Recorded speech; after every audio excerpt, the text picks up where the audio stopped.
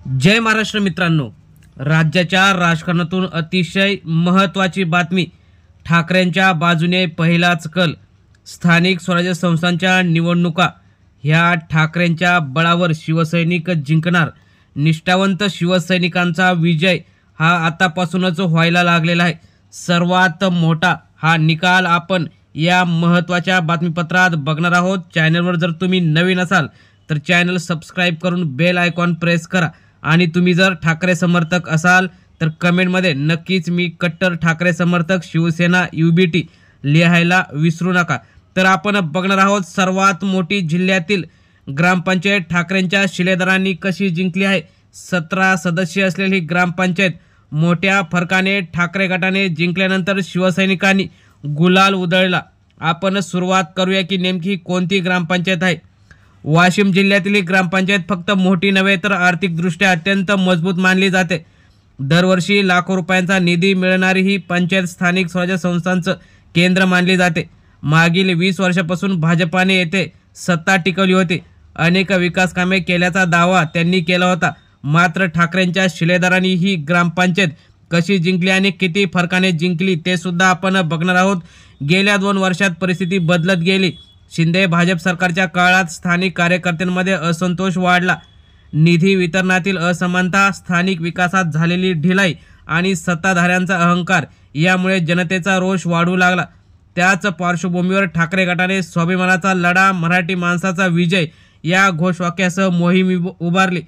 निवडणुकीतील जी रंगत, निवडणुकीच्या काळात संपूर्ण वाशिम जिल्ह्याचं लक्ष या ग्रामपंचायतकडे लागलं होतं. ग्रामसभांमध्ये, वाड्या वस्त्यांमध्ये आणि बाजारात एकच चर्चा होती. यावेळी कोणाची सत्ता येणार, भाजप सत्ता टिकवणार का? ठाकरे गटाने घराघरात जाऊन प्रचार केला. त्यांच्या प्रमुख उमेदवारांनी ग्रामीण भागात ठाकरे यांच्या नेतृत्वावर विश्वास ठेवण्याचं आवाहन केलं. महिलांसाठी स्वयंरोजगार योजना, शेतकऱ्यांसाठी पाण्याच्या सोयी आणि तरुणांसाठी अनेक योजना अशा महत्त्वाच्या प्रश्नांवर भर दिला. भाजपाने मात्र जातीचं आणि धर्माचं राजकारण यामध्ये मांडलं. त्यामुळे ग्रामस्थ कंटाळले होते आणि आता नवीन पर्याय म्हणून ठाकरे गटाकडे सत्ता दिली. निकाल आजच लागला. त्यामध्ये सकाळपासून गावात उत्सुकता होती. पहिल्याच फेरीत ठाकरे गट आघाडीवर होता तर भाजपा पिछाडीवरच चालत होता. मतमोजणी सुरू झाल्यानंतर 17 पैकी 12 जागा ठाकरे गटाने जिंकल्या तर भाजप केवळ 4 जागांवर थांबला. तर 1 जागा अपक्ष उमेदवारांनी जिंकली. तर त्या अपक्ष उमेदवारानेही ठाकरे गटाला पाठिंबा दिला. निकाल जाहीर होताच गावात जल्लोष उसळला. फटाके, गुलाल, लेझिम, नाच आणि उद्धव साहेब जिंदाबाद अशा घोषणा वातावरणात घुमू लागल्या. महिलांनी आरत्या करून नवीन सदस्यांचं स्वागत केलं. गावात भगवे झेंडे फडकून जय महाराष्ट्र, जय शिवसेना अशा गर्जना झाल्या. या ऐतिहासिक विजयाची बातमी थेट मातोश्रीवर पोहोचली. उद्धव ठाकरे यांनी लगेचच त्या ग्रामपंचायतीच्या निवडून आलेल्या सदस्यांशी फोनवर संवाद साधला. त्यांनी अभिनंदन करत म्हटलं, तुमचा हा विजय फक्त गावाचा नाही तर संपूर्ण महाराष्ट्रातील येणाऱ्या ज्या स्थानिक स्वराज्य संस्थांच्या निवडणुका आहेत त्या अगोदर हा पहिला मिळालेला विजय अतिशय महत्त्वाचा आहे आणि अशीच विजयाची मालिका आता शिवसैनिक आणि शिवसेना चालू ठेवतील असं उद्धव ठाकरे यांनी सांगितलं. अनेक कार्यकर्त्यांनी यावेळी ठाकरेंच्या विजयाच्या घोषणा दिल्या. हा केवळ एका ग्रामपंचायतीचा मर्यादित विजय नाही तर संपूर्ण जिल्ह्याच्या राजकीय समीकरणात बदल घडवणारा ठरला आहे. ठाकरे गटाने दाखवून दिलं की ग्रामीण भागातही उद्धव ठाकरेंचा प्रचंड प्रभाव आहे. भाजप गटात मात्र खळबळ उडालेली आहे. पराभवानंतर काही स्थानिक पदाधिकाऱ्यांनी पक्ष नेतृत्वावर नाराजी व्यक्त केली आहे तर काही कार्यकर्ते ठाकरे गटात जाण्याच्या तयारीत सुद्धा आहे.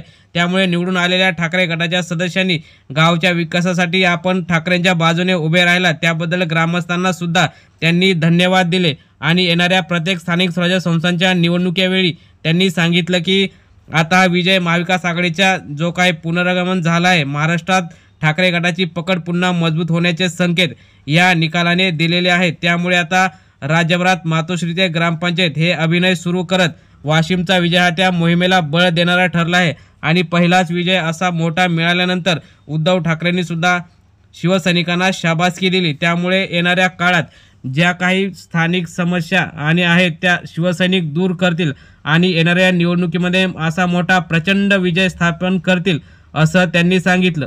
मित्रांनो, तुम्हाला काय वाटतं? 20 वर्षाची भाजपाची सत्ता शिवसैनिकांनी उलटवून टाकली. तसेच आता येणाऱ्या ज्या काही महत्त्वाच्या पंचायत समिती किंवा इतर ज्या जिल्हा परिषद, ग्रामपंचायत निवडणुका आहेत त्यामध्ये सुद्धा ठाकरे गटाचं वर्चस्व असंच पाहायला मिळेल का? तुम्हाला काय वाटतं? तुम्ही सुद्धा तुमच्या प्रतिक्रिया कमेंटमध्ये नक्की व्यक्त करा. धन्यवाद.